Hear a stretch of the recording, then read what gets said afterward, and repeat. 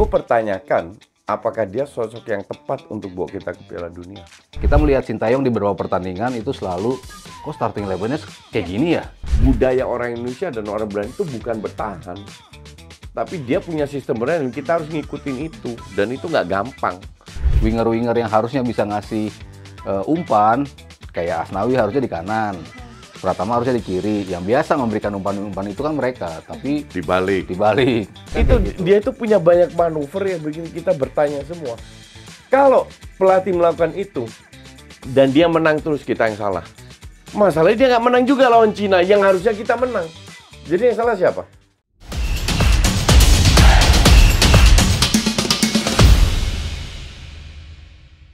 Hai teman nalar, welcome back to Tiki Taka, ngobrol bola pakai nalar bersama Kartika Berliana lagi. Dan sekarang Kartika juga ditemenin lagi sama masih ada Koci dan juga Om Sap.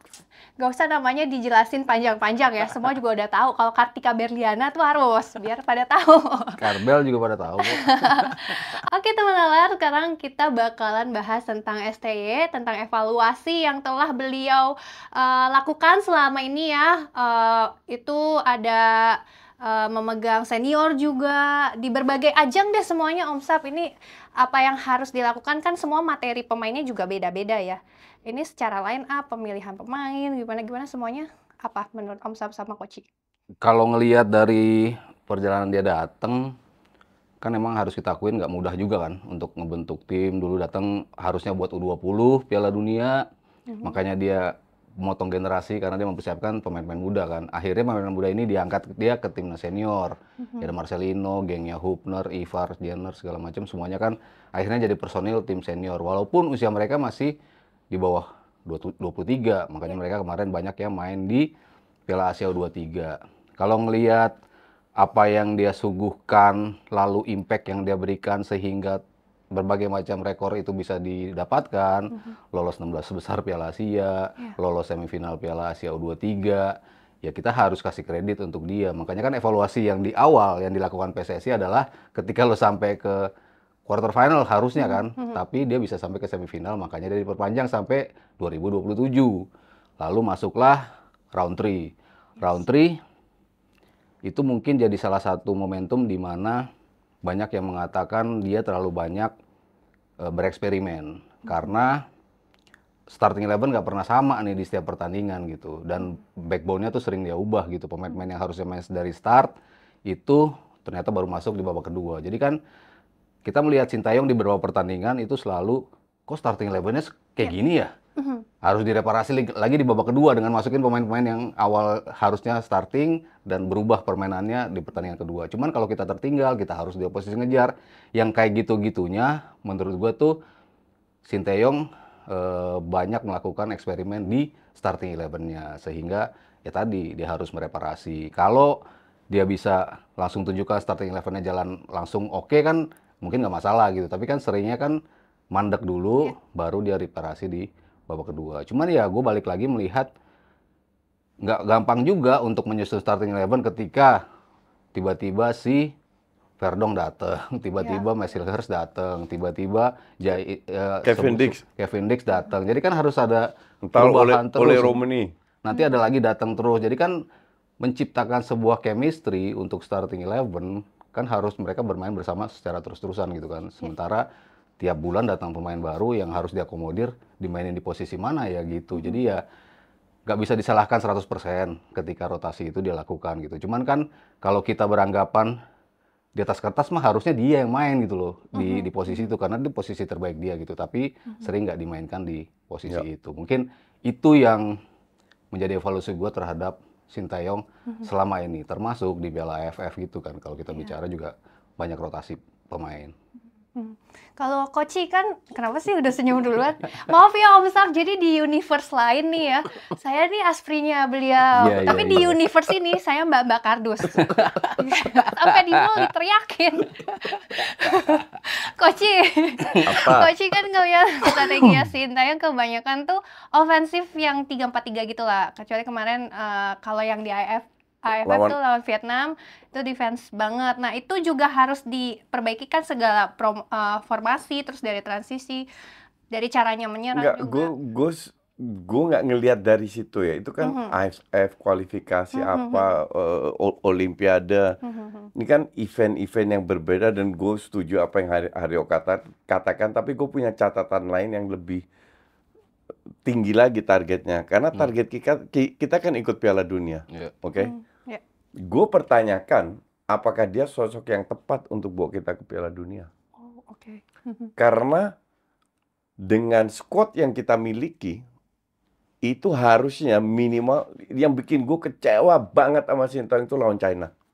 Oh iya. Dimana dia tidak menurunkan tim yang terbaik, baru bawa kedua Tom Haye main, dan akhirnya dia cetak gol 2-1. Ini match, kalau kita seri aja, dimana kita harusnya menang, seri aja mungkin bisa 1 poin yang menentukan kita lolos atau tidak. Dan ini sia-sia dibuangkan. Karena di luar Jepang, rank 2 sama rank 6 selisih cuma 1 poin. Ya, tipis. Artinya tipis banget. Ya. Dan kita punya squad yang sama sekali nggak di bawah Australia atau Arab. Udah kita buktikan. Oke? Dengan rotasi ini itu dan lainnya, gue nggak yakin. Jujur gue nggak yakin dia adalah orang yang tepat yang bisa. Karena kalau lu udah biasa bermain di Piala Dunia, level itu harus ke sana. Apakah dia sosok yang sanggup mengangkat level kita ke standar negara yang ikut Piala Dunia? Dengan perkembangan yang ada, dan sekali lagi gue sangat setuju sama Mario, kita nggak boleh tutup mata atas apa yang dia sudah lakukan, which is great job, oke? Mengangkat dari levelnya masuk 16 lewat kualifikasi Piala Asia, itu kita hargai semua. Cuman kan we have to move on kan? Kita kan nggak mau stuck di sini aja. Nah, apakah dia orang yang cocok untuk mengangkat kita ke level Piala Dunia? Jujur, gue tidak yakin berdasarkan manuver-manuver yang dia lakukan selama ini. Nggak di AFF, nggak di senior, nggak di itu. Untuk gue banyak hal yang nggak masuk di akal gue. Iya, Om Sam, kan ini kita terlanjur udah mendatangkan banyak sekali pemain yang dinaturalisasi. Nah, ini gimana jadinya? Apa yang harus dilakukan dari coach-nya, dari PSSI-nya juga? Karena sudah terlalu datang dan juga kita udah di fase ini. Iya, nggak masalah kan, selama semakin banyak pilihan kita, Lebih bagus. lebih bagus, semakin nggak pusing kita ketika ada yang absen. Iya, Selama ini kan kita menjadi masalah terus. Mengoptimalkan pemainnya ini gimana? Iya, positioningnya dulu kan, ini tepatnya di mana. Untuk memastikan Hubner bagus di situ kan butuh beberapa pertandingan. Untuk memastikan Cedera lagi dia. cedera lagi. Iya. Memastikan Rizky Ridho siap kan, dia butuh jam terbang banyak, akhirnya dia siap. Untuk memastikan Jenner yang paling cocok untuk nemenin Tom Haye, itu kan setelah dicoba-coba. Nathan pernah ditaruh di situ, Justin Hubner pernah ditaruh di situ. Akhirnya yang paling pas di situ Calvin Verdong juga, yang paling pas di posisi tengah untuk nemenin Tom Haye kan Ivar Jenner Ivar, ternyata iya. gitu kan. Di posisi kiri, kadang Shane main, kadang Pratama main, Verdong main, ya Verdong jelas yang paling bagus di posisi itu. Di kanan kan sering dirotasi tuh Asnawi, Sandy Walsh butuh berapa pertandingan untuk memastikan oh ternyata dia yang saat ini mungkin paling pas jadi wingback di sisi kanan. Tapi waktu awal-awal start kan dia nggak sebagus sekarang gitu. Jadi memang butuh banyak waktu main bersama. Lalu Hilgers pertandingan pertama juga nggak bagus kan, di pertandingan pertama masih banyak positioning dia yang salah, yang adjustment dari biasa main 4 back jadi 3 back, itunya kan dia mungkin butuh chemistry untuk main bareng gitu. Jadi ya datang, ya jelas kalau kita lihat banyakan pemain belakang yang datang, ya emang Sintayong kelihatan mau startnya dari defense yang kuat dulu untuk nantinya counter gitu. Cuman kan counternya nggak selalu berjalan sebagaimana yang kita mau gitu kan. Pemain-pemain cepat yang dia masukin, kadang Sayuri bagus, kadang Malik Rizaldi bagus, kadang Witan juga bagus, tapi di beberapa pertandingan juga Malik Rizaldi bagusnya nggak dipasang lagi habis pas itu. lawan China nggak dipasang, padahal pas lawan Bahrain bagus banget gitu kan. Betul.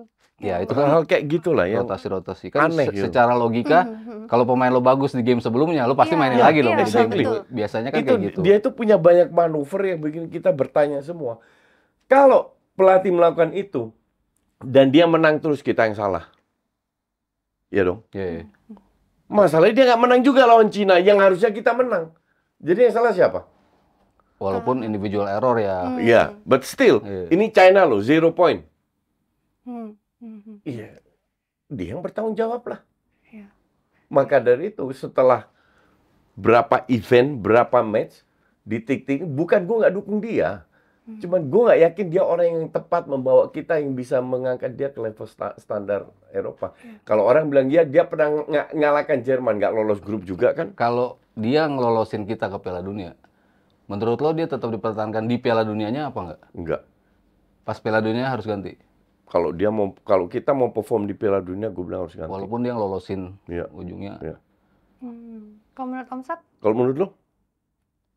Kalau gue sih Nggak juga. sebetulnya gue pengen dia tuh di Piala Asia 2027. Gue pengen lihat Indonesia dengan materi kayak gini main di Piala Asia ya di bawah Enggak, Sintayong kan. menurut lo dia Tapi levelnya Piala di Dunia? Piala Dunia ya tetap aja sih harus kasih kredit karena dia meloloskan ya sudah Lanjut. lanjut. Enggak, Kalau lolos. enggak. Itu kan karena logikanya seperti itu. Biasanya begitu.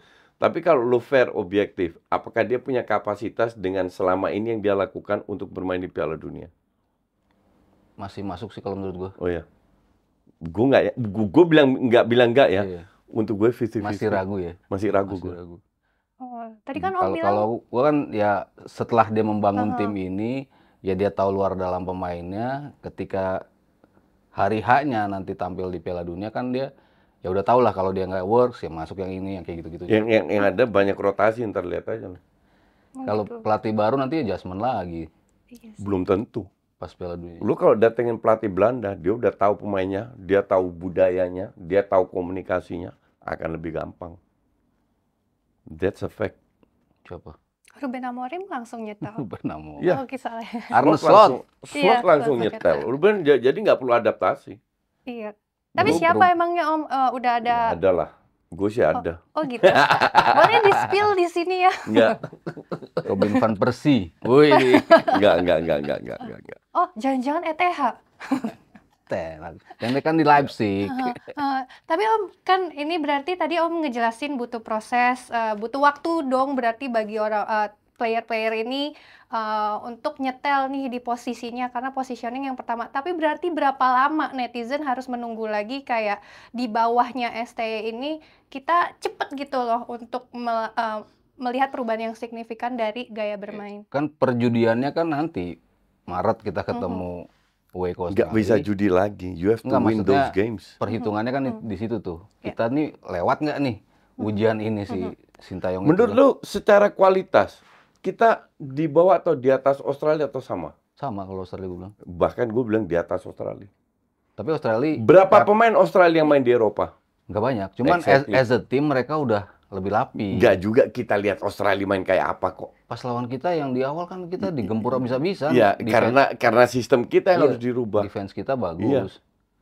Tapi, Dan emang karena kita mainnya bertahan, iya. bukan berarti Cuman kita nggak kan bisa pegang bola. Gua kan melihat STY itu dengan banyaknya pemain baru datang setiap bulan, datang pertandingan pertama Martin Pas langsung datang, langsung menjadi starter, dapat 1 poin lawan Arab Saudi, lalu pertandingan berikutnya pemain-pemain baru datang terus diakomodir.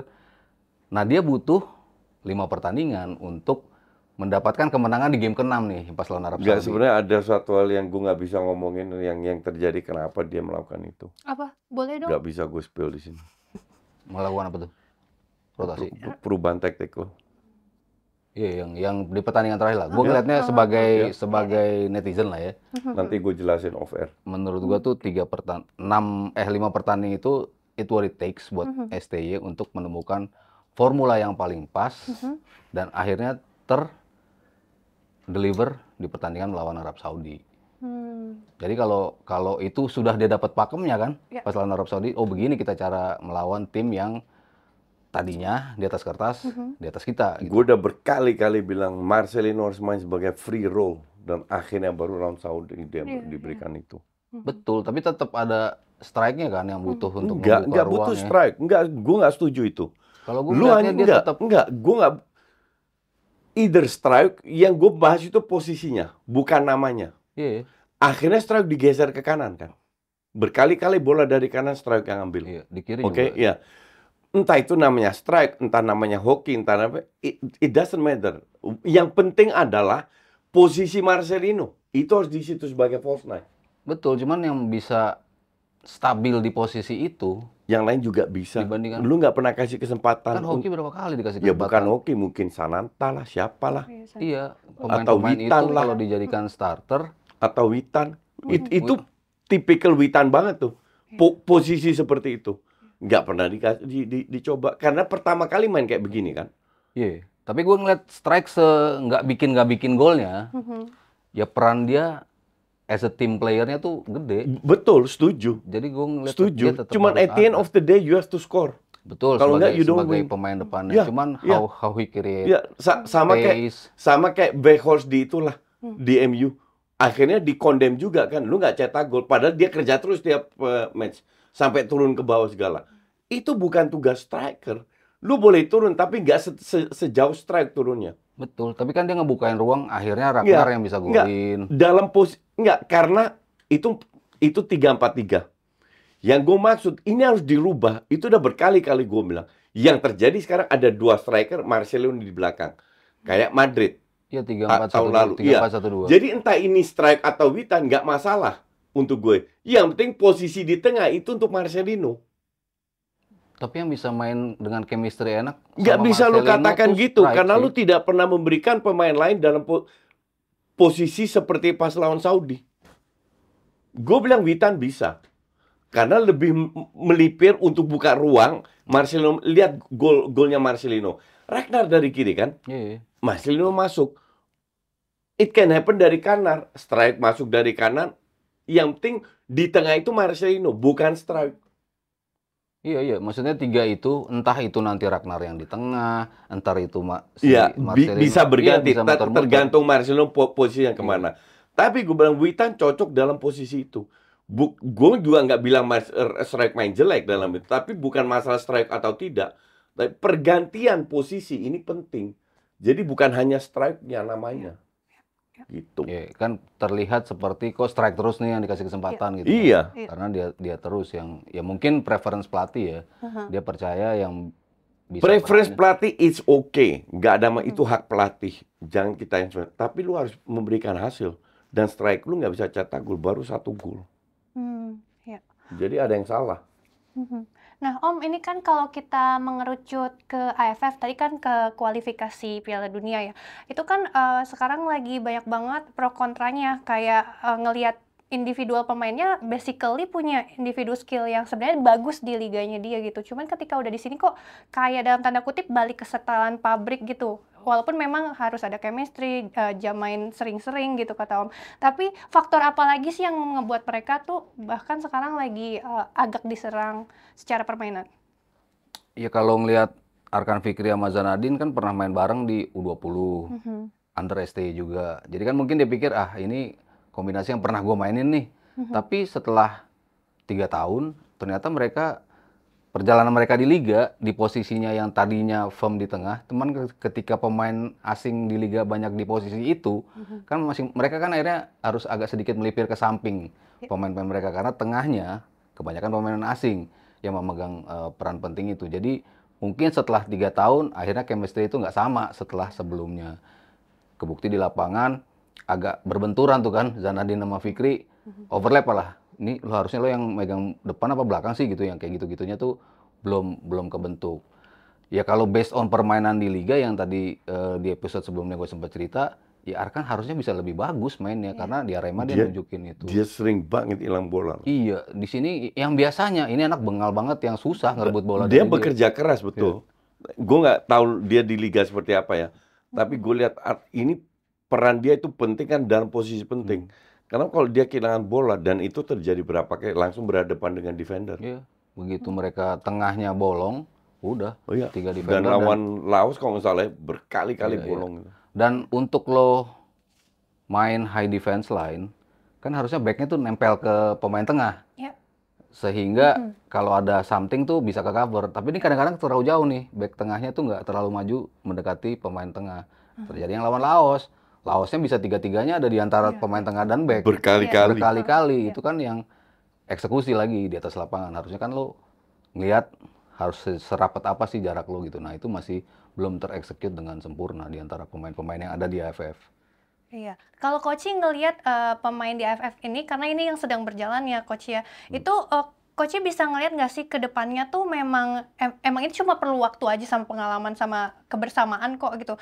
Kayak Enggak. Coach ngelihat proyeksinya regenerasi ini bakal terjalankan nggak di Gue AFF? nggak pernah setuju dengan 3-4-3 itu. Jadi untuk gue, apa ya, lu harus lihat budaya.